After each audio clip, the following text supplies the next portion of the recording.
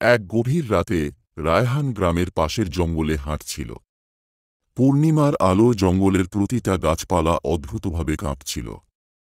হঠাৎ করেই অদ্ভুত একটা শব্দ শোনা গেল, যেন গাছের পাতার মধ্যে থেকে কেউ শ্বাস নিচ্ছে।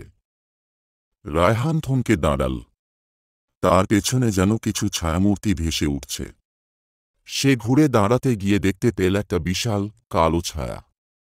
তার শরীর থেকে যেন ধোঁয়া বের হচ্ছে, আর তার চোখ দুটো আগুনের মতো জ্বলছে। মনে হলো যেন মানুষ, কিন্তু তবুও কিছু অমানুষই তার ভেতরে আছে।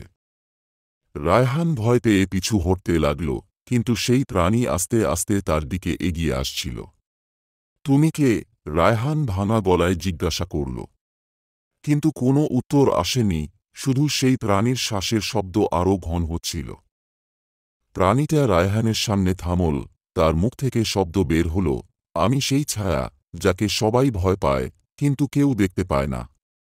তুমি আমাকে ডেকেছ? রায়হান ধাঁধায় পড়ে গেল, আমি তোমাকে কখন ডেকেছি? প্রাণীটা হেসে উঠল, যখন তুমি সেই গোপন কথাটি জানতে চেয়েছিলে, যেটা এই জঙ্গলের অভ্যন্তরে লুকিয়ে আছে। রায়হানের শরীরে ঠান্ডা স্রোত বয়ে গেল। সে বুঝতে পারল, এই প্রাণী অন্ধকারের কোনো শক্তি, যা মানুষের মনের গভীর ইচ্ছা বা ভয়ের প্রতিচ্ছবি।